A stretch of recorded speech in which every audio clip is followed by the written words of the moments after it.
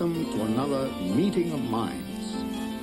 Our guests this evening are, from the Greece of the 4th century BC, the philosopher Aristotle; from 16th century Italy, Niccolo Machiavelli; from 19th century England, poet Elizabeth Barrett Browning; and from 20th century China, Sun Yat-Sen. And now, your host, Mr. Steve Allen.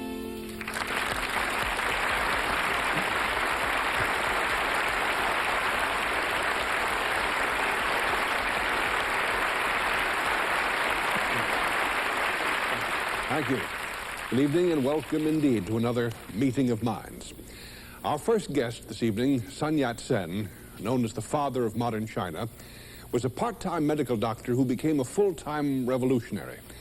Oddly enough, he's considered a hero by both the Chinese communists and their enemies, Chiang Kai-shek's nationalists. And the list of leaders popular with both communists and anti-communists is a very short list indeed. Welcome, please, Sun Yat-Sen.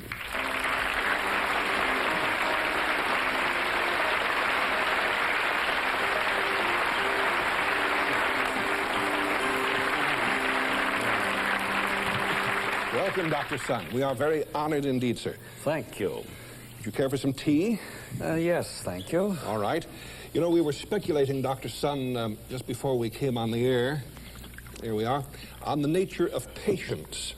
And it's usually assumed that the Oriental has an advantage in this regard over the Caucasian. An advantage? In what way? Well, many people say that the Oriental's by nature in training a patient person. A tentative hypothesis, Dr. Sun, of which I welcome your instruction. You may have chosen the wrong instructor. No? When I was a young man, my country was seething with corruption, crippled by poverty, hunger, disease. Now, I could wait for the evil to eat itself out, but I spent my life most impatiently destroying the infection so that a new, healthy system could develop. But your question reminds me of a conversation I had many years ago with some Russians. It was about 1900. And I was in a library in London doing some studying. The Russians and I happened to strike up a conversation and soon realized that we were revolutionary comrades. Is that right? Yes. One of the Russians asked me, how long will it take for the revolution to succeed? Well, I did not know how to answer. I was then in the exile which followed my first defeat. Since I couldn't be active at home, I served the revolution by educating the world about the terrible conditions in China. But I was also depressed and at times even discouraged.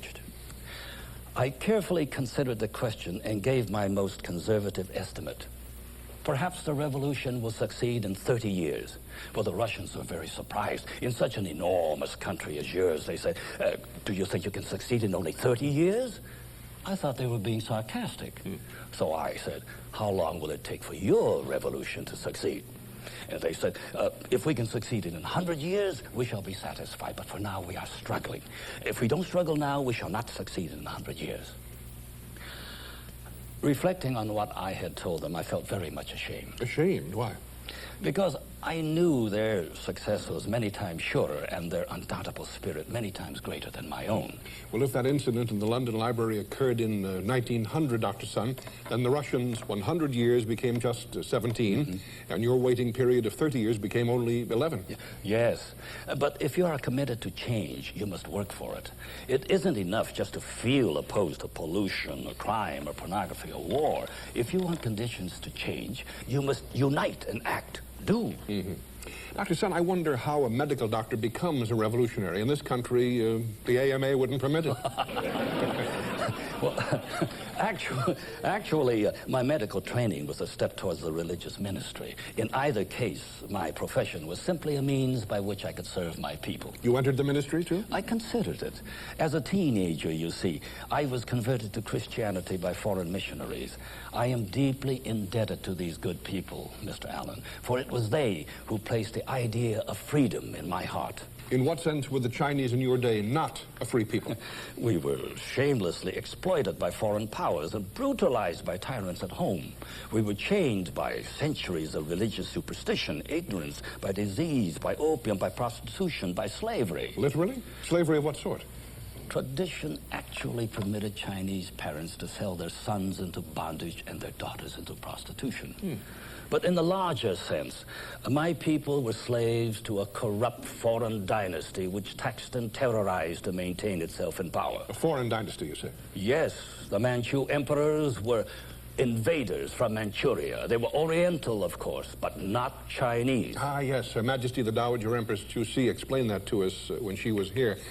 But now, that sort of tyranny had been going on for centuries.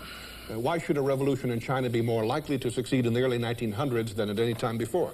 Well, in addition to the domestic brutality I have described, my people were now subject to new indignities at the hands of shamelessly greedy foreigners. These new exploiters, mainly European, had special privileges in China under a series of one-sided treaties which robbed my people of their independence. Why didn't the Chinese army just throw the Europeans out? There was no such thing as the Chinese army in the Western sense. Our separate military groups had neither the will nor, I'm afraid, the ability to fight back. And our people were at war with themselves. Peasant against landlord, country against city, son against father, south against north, new against old. I certainly don't want to sound callous, sir, but it seems to me that your people were suffering no more than their ancestors had. Again, was there some special difference that made the revolution more likely to succeed after the turn of the century? Yes. A tradition bound as our life was, a certain amount of enlightenment had taken place. How? Well, partly as contact, with the Europeans. The very people in part who were responsible for your enslavement. Yes. Fascinating. Though I'm quite sure none of the foreigners realized it at the time. They had stowaways among their imports. Western philosophy, Western science, Western political thinking. Gradually, we came to realize that our land did not belong to the foreign investors or to the emperors or the landlords or the warlords. We came to believe that our earth belonged to all God's people and not just to a powerful few. But of course, it took the dedication of men like yourself to convert your idealistic revolutionary theory into action. I was only one among many, Mr. Allen, and our spirit was not confined to China. Revolutionary momentum was rising everywhere, in Russia, in Turkey, and in Mexico at this time. Yes. But, Mr. Allen, I'm most eager to meet your other guests. I feel rather humble in the light of their greatness. Oh, Dr. Sun, you're a hero to 900 million people and greatly admired by others as well. I'm sure our other guests will be honored to meet you, sir. Thank you. During the 16th century in Renaissance Italy, there were two books which were considered essential for any ambitious young nobleman. The first was Castiglione's Book of the Courtier. The second was The Prince, written by our next guest, Niccolo Machiavelli. Just as yours, Dr. Sun, was a world in revolution, so was Machiavelli's. It's remarkable to recall what had happened around that time. Gutenberg had just invented the printing press. Columbus in 1492 had made the incredible discovery of new, undreamed-of continents. Luther was about to unveil his remarkable drama. And the writings of Aristotle, Plato, and other ancient Greeks and Romans had suddenly swept through the European mind. A new artistic explosion occurred. It was an incredible time to be alive. But the separate city-states of Italy were in turmoil. Now, for 3 centuries, Machiavelli, the son of a Florentine lawyer, has been called a monster, an immoral cynic, even a product of the devil. Recently, critics have been somewhat more charitable, which I suppose gives hope to us all. Ladies and gentlemen, from Renaissance Italy, Niccolo Machiavelli.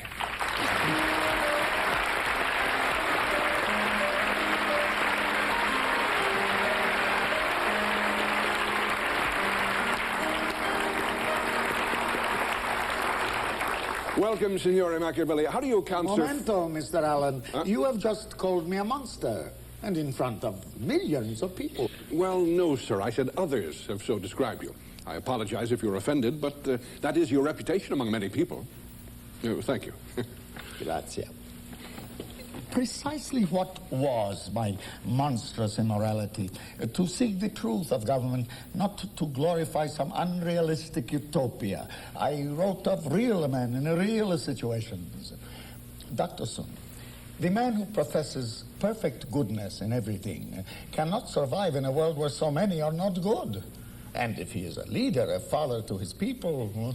I find your disregard for political ideals very... infuriating? No, I would say depressing. You certainly departed from former writings on the subject, such as those of Aristotle. Oh, Dr. Sun, I describe what is, not what ought to be. If you had followed my advice, perhaps you would not have failed as first president of the Chinese Republic. You, sir, are a perfect example of how not to preside over a government. My book... The Prince. Il Principe. It shows how to acquire, retain, and expand power in a real world of men, and not an imaginary textbook world or in a, come si dice in inglese, a world of Sunday school ideals. Nevertheless, you are not short of critics, Signore Machiavelli. Churchmen, philosophers, historians, and statesmen through the centuries have, I understand, condemned your view of the so-called real world of men. That's right. Frederick the Great, for example, said that you corrupted politics and attempted to destroy the very precepts of sound morality. Ah, Federico, the despot, horrified by despotism. You take exception to his remarks? It is entirely possible that Federico was taking my advice. What advice was that? That the prince must always seem to be virtuous and uncorrupted. Of course, one way to do this is to condemn something which is already held to be corrupt. Many of your political people today do this sort of thing. You see, men observe the prince as he appears to be. Very few know what he is. Have not you Americans learned that in recent times? My friend, you too quickly dismiss the importance of virtue in politics. I agree that part of human nature is base, but the prince, someone who is to lead, surely he cannot be equally unvirtuous. He must be superior, preeminent in virtue, to serve as an inspiration, as a wise father teaches and inspires his children by example. Aristotle went so far as to say that when such a man is identified, he should be king for life. Very touching. But where does such a man actually exist?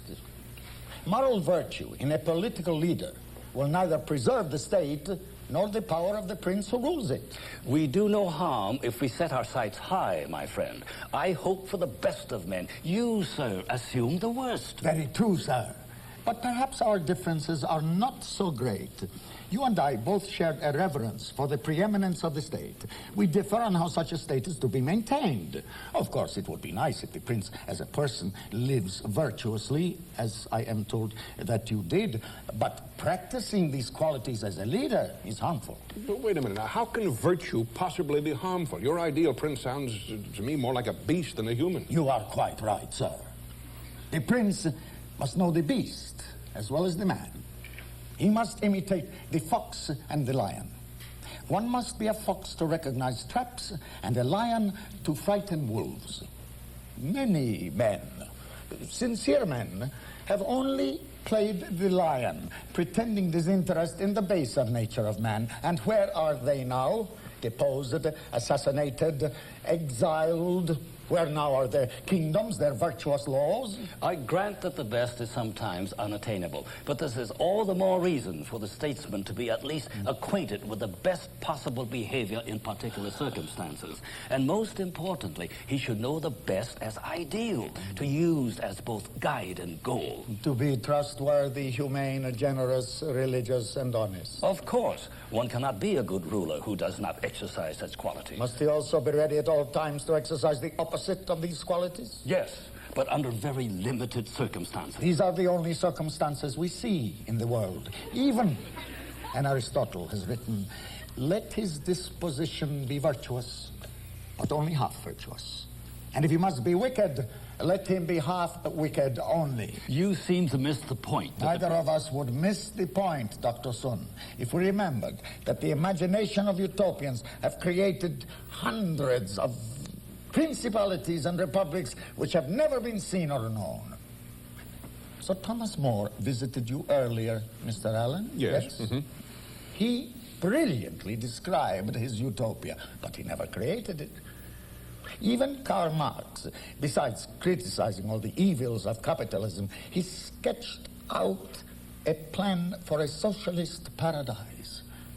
But such a state has not yet actually existed. Is China today, Dr. Sun, exactly as you envisioned it? In some respects, yes. Which means in other respects, no. Mao Zedong, I'm sure, was a far more practical man than yourself. But, Signor Machiavelli, I don't understand how you can believe that the state founded on the preeminent virtue of one man or even a group of men cannot even survive. But I do believe it, my friend. Virtue in the king is important, but, come si dice, it is a private matter between himself and his maker. It is not as effective as technique. I simply describe techniques to assure the survival of the state and consequently of the prince. You know, it's just occurred to me, one of the sad aspects of this debate, gentlemen, is that it is an argument between two Christians. Is this unusual? We Christians have been arguing for 2,000 years. Yes, unfortunately. But let us be resolved on this point. The activity of politics has no place for Christian morality. Wait a minute, you mean literally no place? No place at all. Have you forgotten what happened to the old pagan Roman Empire when it succumbed to Christian ideas? It collapsed. Machiavelli, it is not necessary for me to refute you. There is no pope of your church, no theologian who agrees with you on this. Your entire Western civilization is founded upon Christian morality, and this you repudiate. With such friends as you, my friend, the church does not need enemies. Yes. Our next guest, Signor Machiavelli, although she was an Englishwoman, lies buried in your own home city of Florence, in that beautiful community's Protestant cemetery. She shares with you, come to think of it, another factor in that she too took a serious interest in the idea of freedom and unity for the people of Italy. She, of course, did not see eye to eye with you on the methods for realizing such ideals. She tended to agree with Italian revolutionaries such as Mazzini and Garibaldi that Italy should be free of foreign domination and of outmoded laws and customs. Another interesting thing about Elizabeth Barrett Browning is that her last book, A Curse for a Nation, was an attack on the United States for its practice of slavery. Elizabeth Barrett Browning, who lived about a century ago, was, of course, a gifted poet. Her courage, intelligence, social conscience, and passion are all expressed in her work. But the fascinating story of her personal life has, in a sense, somewhat overshadowed her poetry. Her marriage to Robert Browning became one of history's most romantic love stories, concerning which countless plays, stories, film scripts have been written. Welcome, please, and I can hardly wait, Elizabeth Barrett Browning.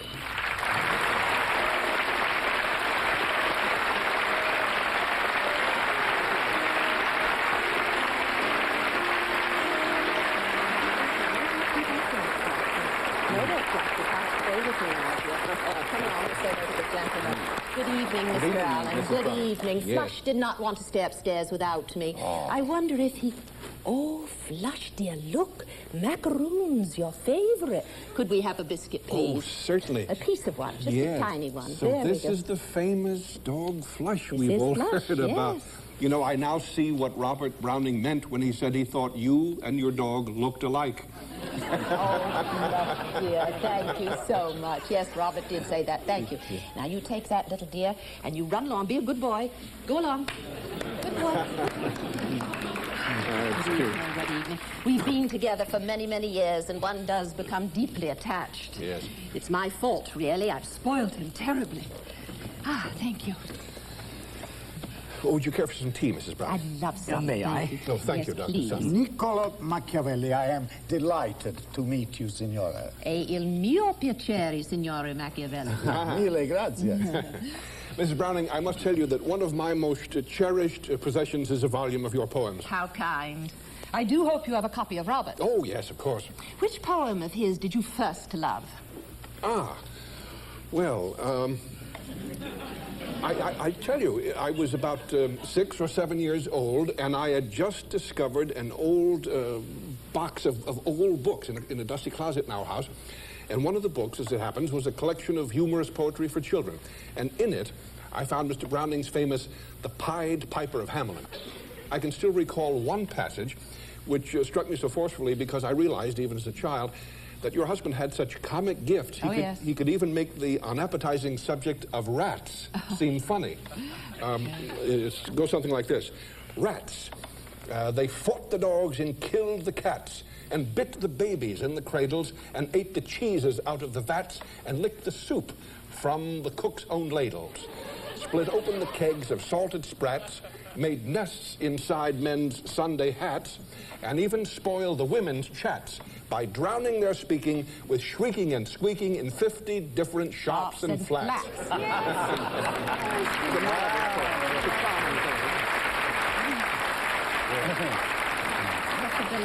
Well, so much for that. I want to talk now, of course, about your poetry, but it must be very exciting for three such interesting people to meet each other. Oh, indeed. I find the idea very stimulating.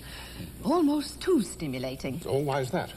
Well, before I met Robert, excitement was difficult for me to deal with. For most of my life, you see, I lived as an invalid. Really? Yes, in one room. A very quiet life, I assure you. But how could you have quiet in your house with 9 brothers and sisters? 10. 10 brothers and sisters. Your mother must have had her hands full. Oh, no, we were cared for by nursemaids and governesses on our estate at Hope End. That is, before we lost our money. My mother was such a sweet, quiet soul that she never could have cared for 11 children alone. Your father, I understand, was one of those gentlemen who was decidedly the master of his own home. Yes, that's quite true, Mr. Allen. My mother would never have dreamt of challenging his authority. I was Papa's favorite, and whenever Mother wanted something, she came to me, and I would ask him for it on her behalf. I did the same for my brothers and sisters. That does not sound as if your parents were very close. Well, perhaps not in the way you would understand it, sir, but after my mother's death, my father would not allow a single thing of hers to be moved. Everything had to remain exactly as she had left it. Your father never remarried? No. Our knowledge of your father comes chiefly from books, plays, and so forth. Is it true that after your mother died, he never grieved openly for her? Yes. Oh, yes, that's quite true. He never shed a single tear. And we children were forbidden to cry.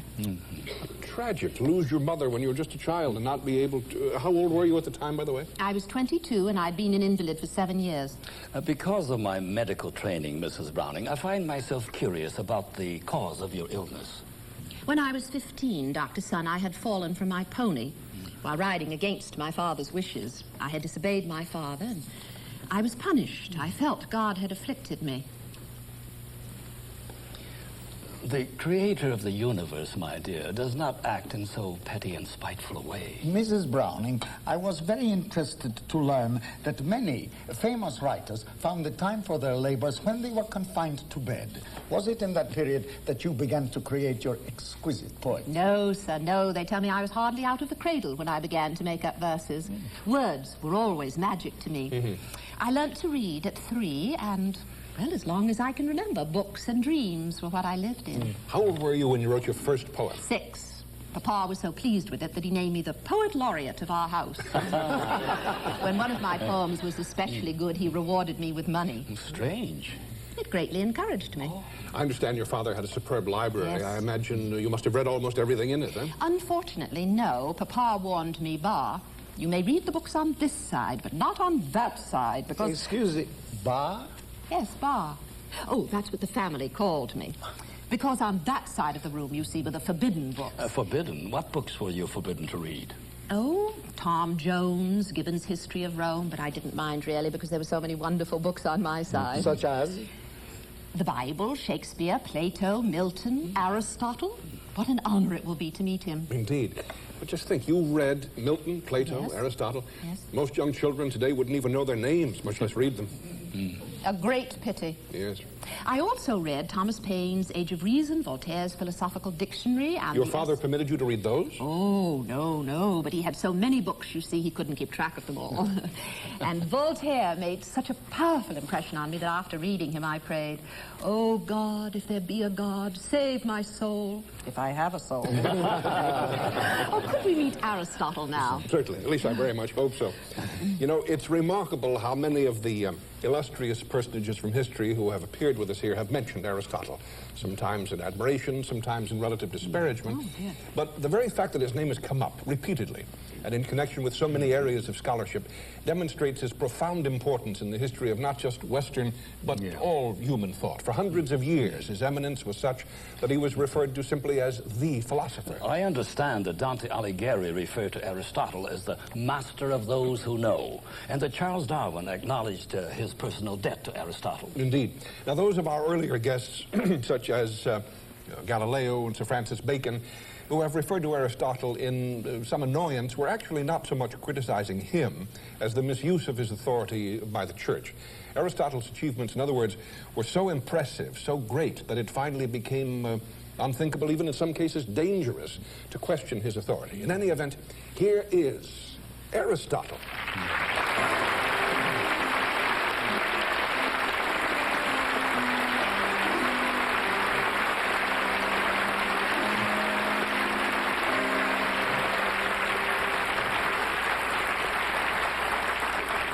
Welcome, sir. Well, it's an incredible honor to meet you. Thank you, sir.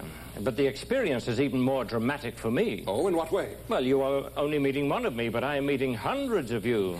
And am, I understand, addressing millions more. Yes, I hadn't thought of that. Think of it. I shall. And I am as astounded by the appearance of your modern world as you would be if you returned to Earth 2,400 years into the future. But I was appalled, sir, to hear you say that my writings have been used to retard the exploration of knowledge. I don't think that anyone who creates new ideas ever considers his work to be the last word on the subject. No, I suppose you're right. Well, make yourself comfortable, sir, Thank if you you. would. Mrs. Browning, gentlemen. Before we get to the details of your philosophy, Aristotle, I'd like to ask a few basic questions about your life. Do you mean to say that its details are not known in your country? I'm afraid they're not very well known, sir. We do know, of course, that you lived in Athens in the so-called Golden Age of Greece, and Do you, in fact, actually know that? I see we're starting with the philosophy after all. No, in the strict sense of the verb to know, I do not personally know of the truth of what I just said. Well, I'm glad to hear you say that, because you cannot possibly know anything that is not, in fact, the case. And, as it happens, I did not live in Athens during that city's golden age. The Greek city-state system was already in decline when I was born. I see, and that would be 384 years before Christ. Yes, in the Macedonian town of Stagira. Was your father a philosopher? No, he was a doctor, a personal physician and friend to King Amyntas II of Macedonia.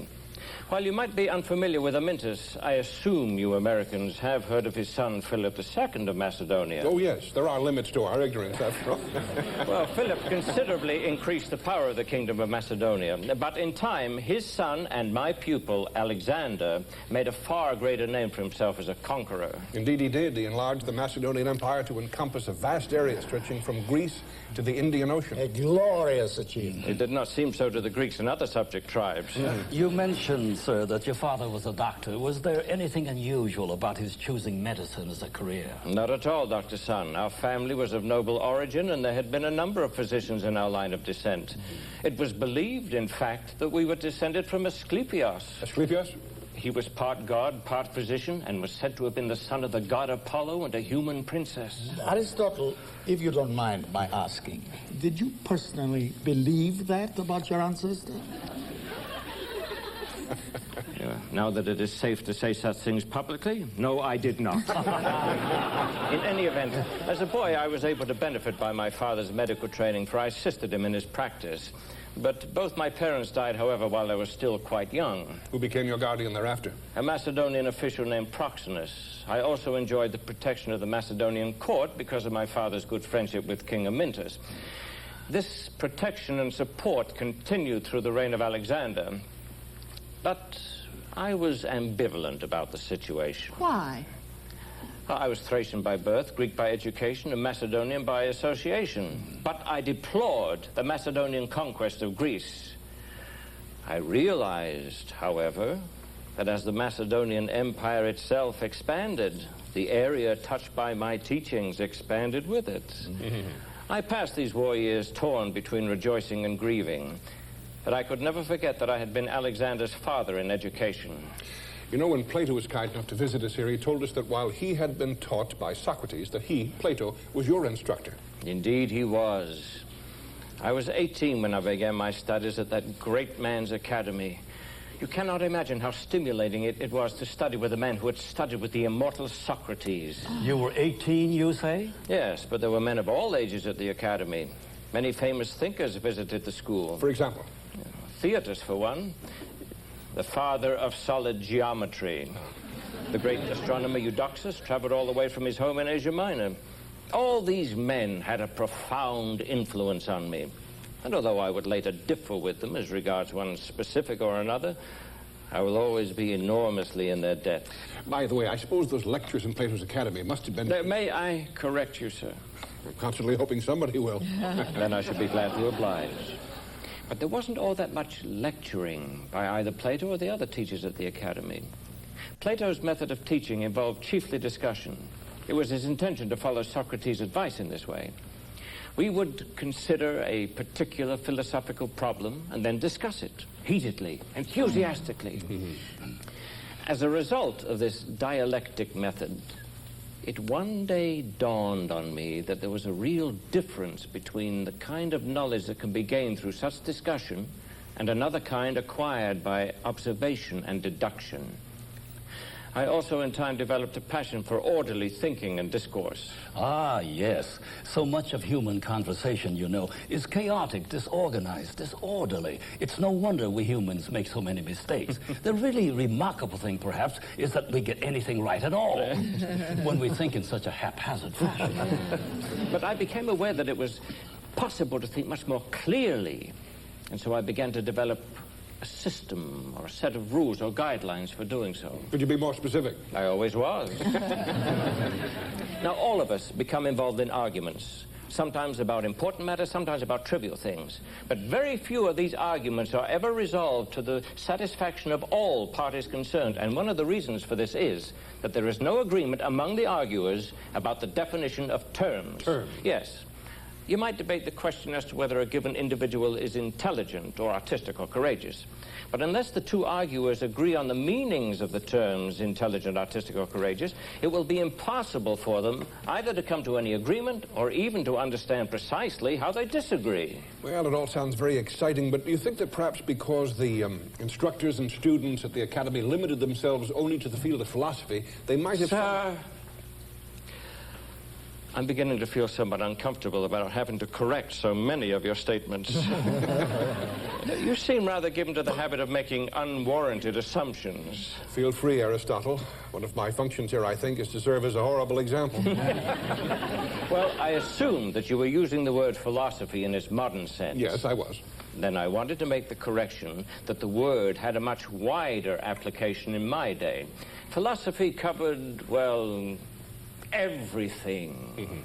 The word philosophy simply means love of wisdom, and it is, of course, possible to be wise or unwise about any subject at all. Now, we students examined every area of scholarship, science, mathematics, natural history, not just metaphysical or ethical questions. How long did you remain at the Academy? About 20 years. Toward the end of that time, I was no longer just a student, but was doing some teaching and writing myself. After Plato died, I left Athens. Oh, why? Well, to tell the truth, just as there was a time when Dr. Sun was not very welcome in Peking, I was not particularly welcome in Athens at the time. Why not? Greece was suffering through another period of intense warfare among the city-states. Athens itself was, to a very great extent, democratic. I, on the other hand, was known to be closely connected with the Macedonian royal court. And it was therefore assumed that your social biases were not favorable to democracy. The democratic system wasn't working. The separate factions, the cities, were so involved in internal conflicts that by the time Alexander invaded, the cities were ripe for the taking. So you left Athens to escape the inevitable invasion? I loved Athens and would gladly have stayed there, invasion or not. But my sympathies were well known. I left town because I care for my safety. Socrates had died there years earlier of poison.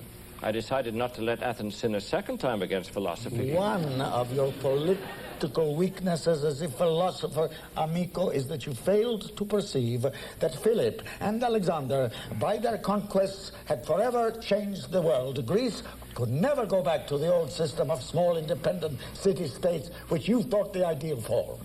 It is easy to criticize, my friend, when one has the benefit of hindsight. But some 2,000 years later, in Italy, your society too was composed of separate city-states. Florence, Rome, Venice, Pisa. Pardon me for interrupting, but since you're on, as we say, Machiavelli, I wanted to ask a particular question. I'd like to know something of the origin, the background of your best-known work, The Prince.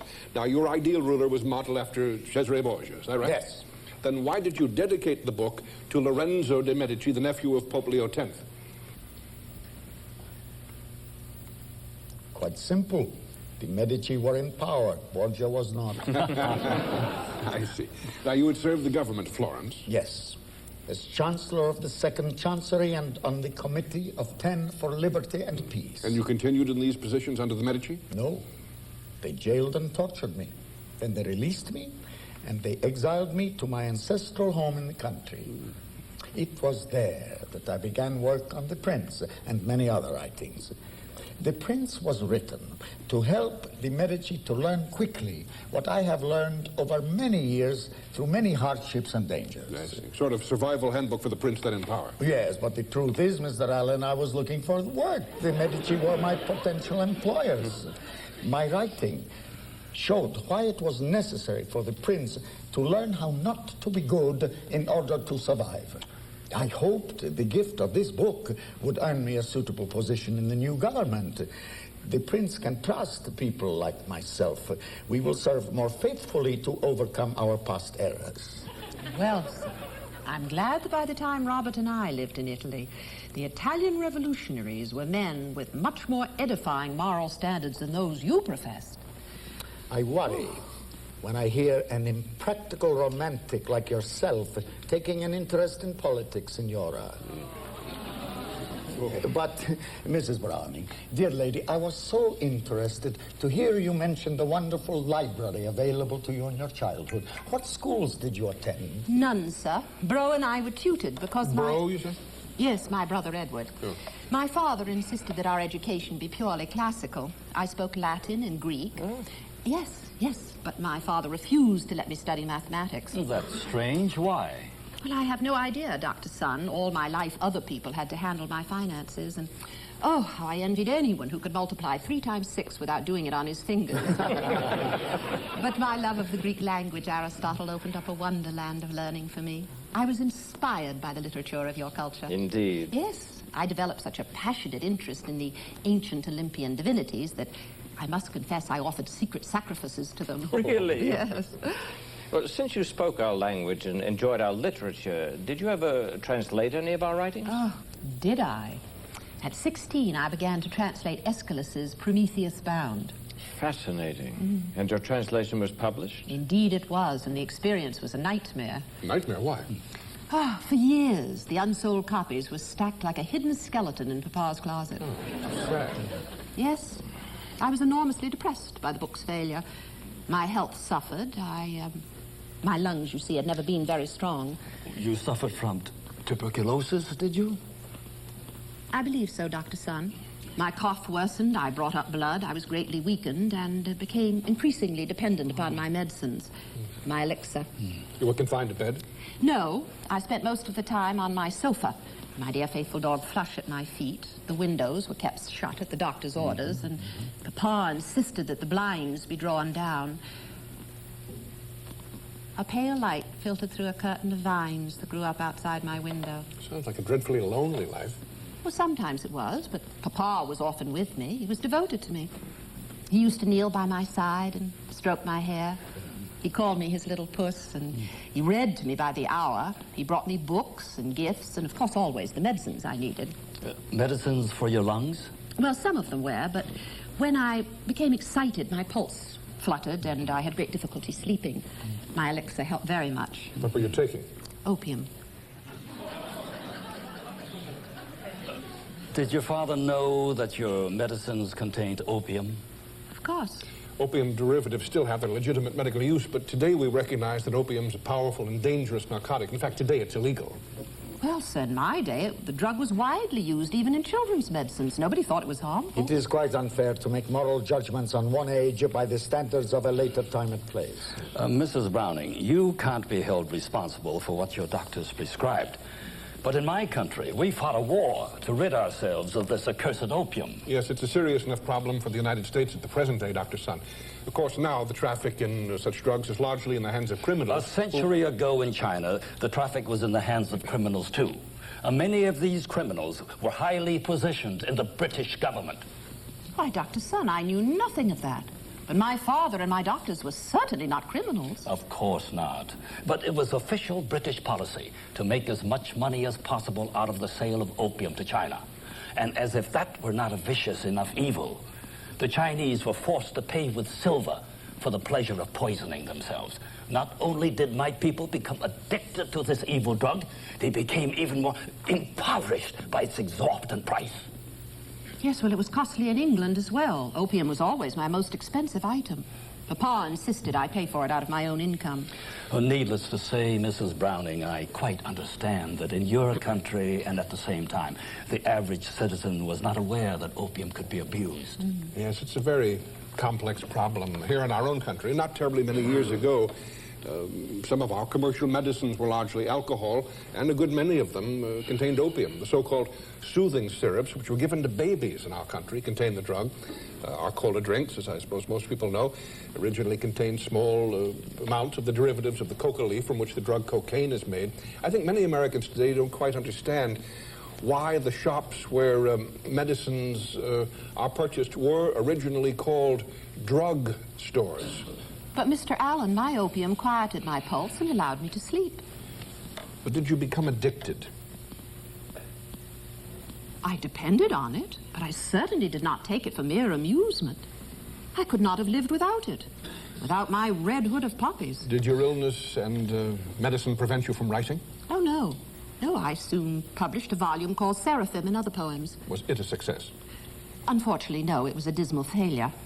Were you discouraged at the time by the failure of your second book? Yes. Yes, I must admit I was, and the anxiety greatly weakened me. In fact, my pulse rate became so alarming that the doctors insisted I recuperate in a warmer climate, the seacoast town of Torquay. But Papa would not hear of it, and he forbade Bro to come with me. Even though the doctors had ordered the trip for your health? Mrs. Browning, your father's love seems very unnatural. But he wanted me to be near him. I was dangerously ill. He nursed me, he carried me about, he cared for me. And when the doctors finally convinced him that my very life depended upon this trip, he agreed to let me go to Torquay. He even changed his mind and allowed me to take Bro with me.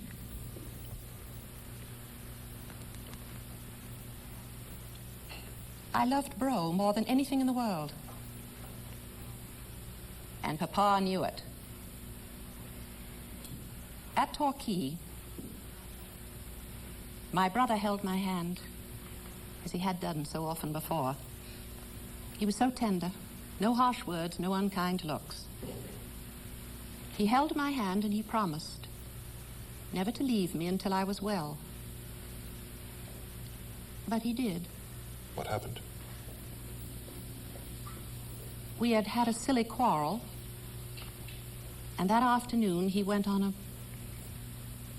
boating party. There was a sudden squall. The boat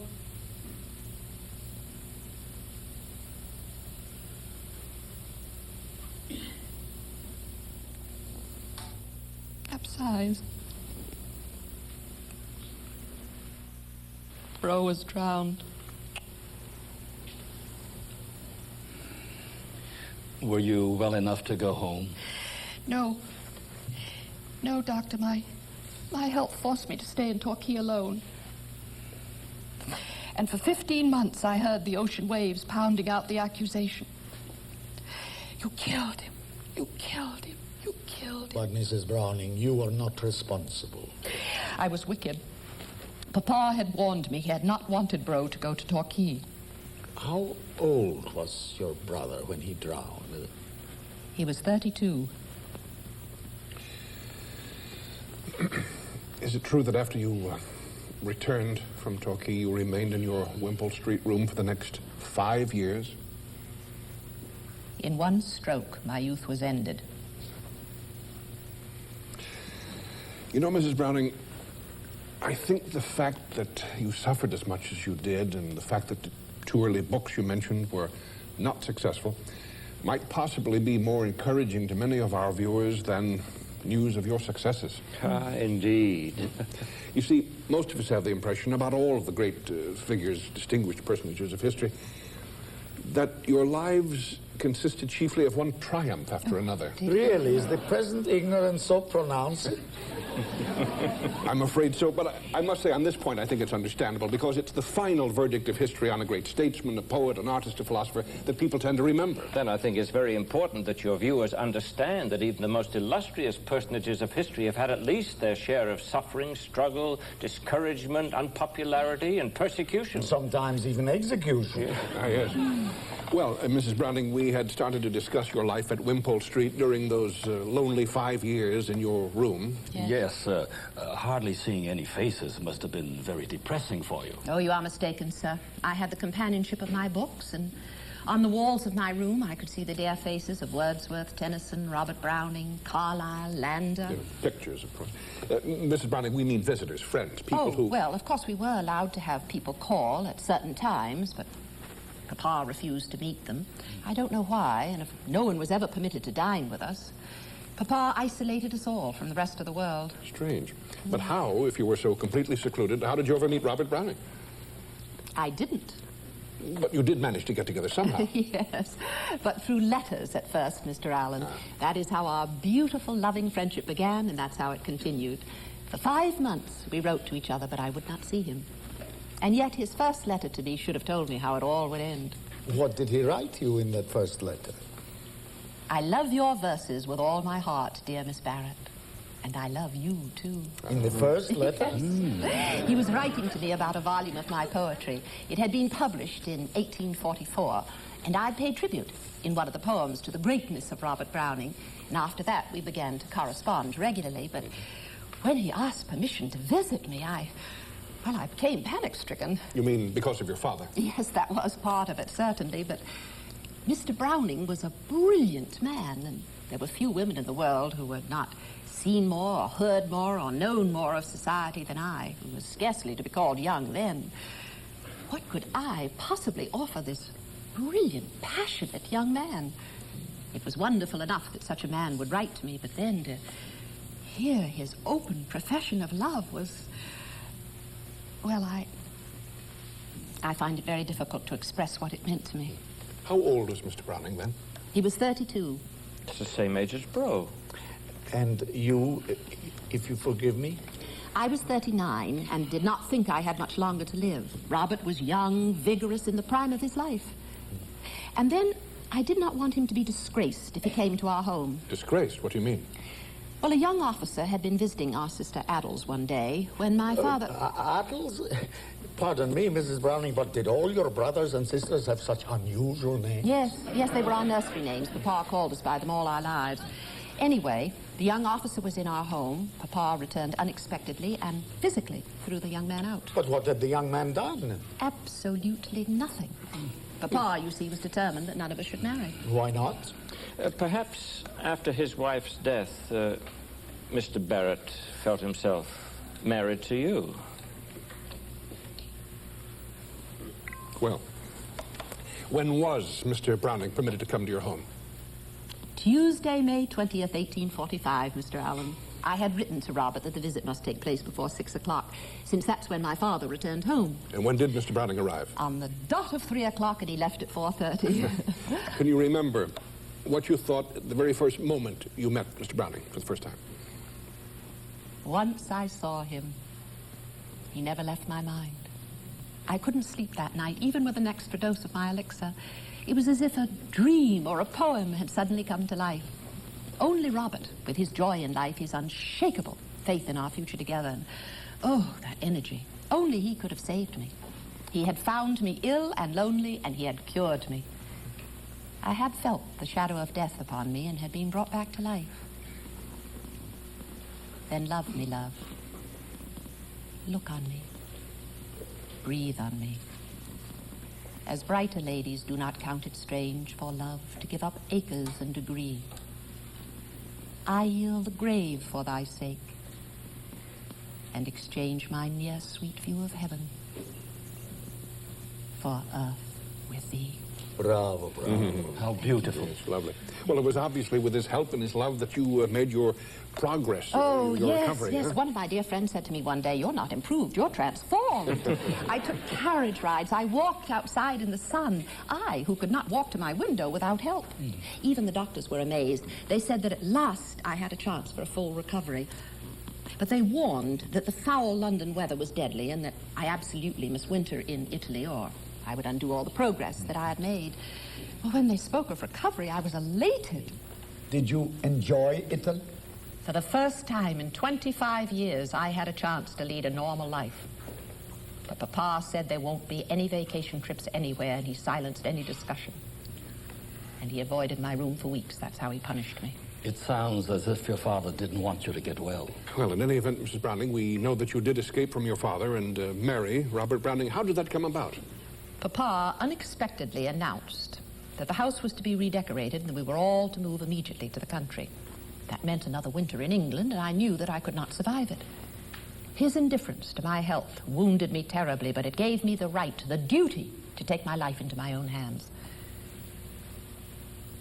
On September 12th, at Marylebone Church, Robert Browning and I were secretly married, and 1 week later, while Papa was away, taking with me my maid Wilson and my darling dog Flush, I slipped out of the house, met Robert, and we set sail for Italy.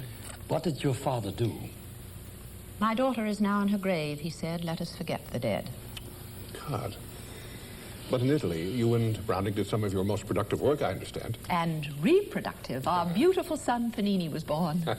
How old were you at the time? I was 43. 43? Yes. And if anyone had told me when I was lying as a prisoner in my room in Wimpole Street that I would one day be married to the man I adored and give birth to a fine, healthy son, I would not. Oh, dear. I could not have believed it. But with Robert, miracles seemed to be happening all the time.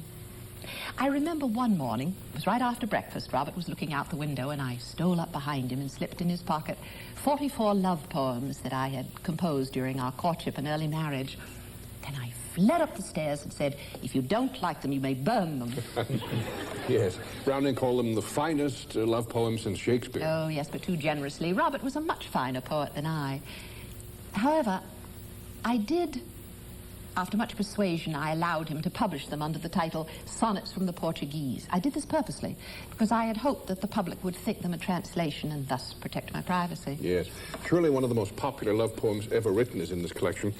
Well, I don't really have to find it because I think almost everyone remembers at least the start of it. How do I love thee? Let me count the ways. I love thee to the depth and breadth and height my soul can reach when feeling out of sight for the ends of being an ideal grace. I love thee to the level of every day's most quiet need, by sun and candlelight. I love thee freely as men strive for right. I love thee purely as they turn from praise. I love thee with a passion put to use in my old griefs and with my childhood's faith. I love thee with a love I seem to lose with my lost saints. I love thee with the breath, smiles, tears of all my life. And, if God choose, I shall but love thee better after death. I shall but love thee better after death. Did you ever see your father again? I wrote to him regularly, always begging his forgiveness. Robert and I made 2 trips to London, bringing Panini with us. What did he think of his firstborn grandson? The servants were instructed to turn us away. That's incredible. My health began to fail again, and we returned to Pisa. You heard nothing from your father, nothing at all? Shortly after our return to the continent, Robert received a packet containing all the letters I had written Papa over the years, imploring his forgiveness. Not one of them had been opened. The seals were all intact. Not long after that, my father died. When I heard the news,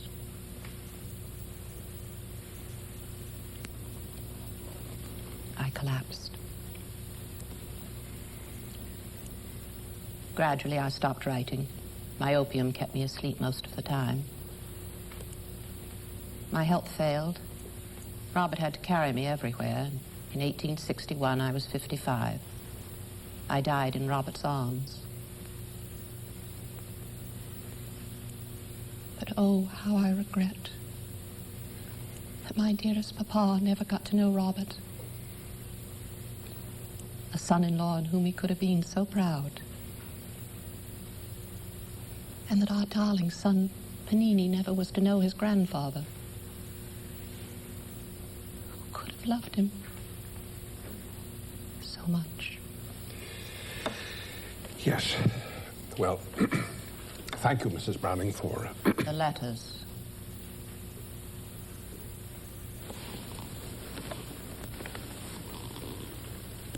The letters.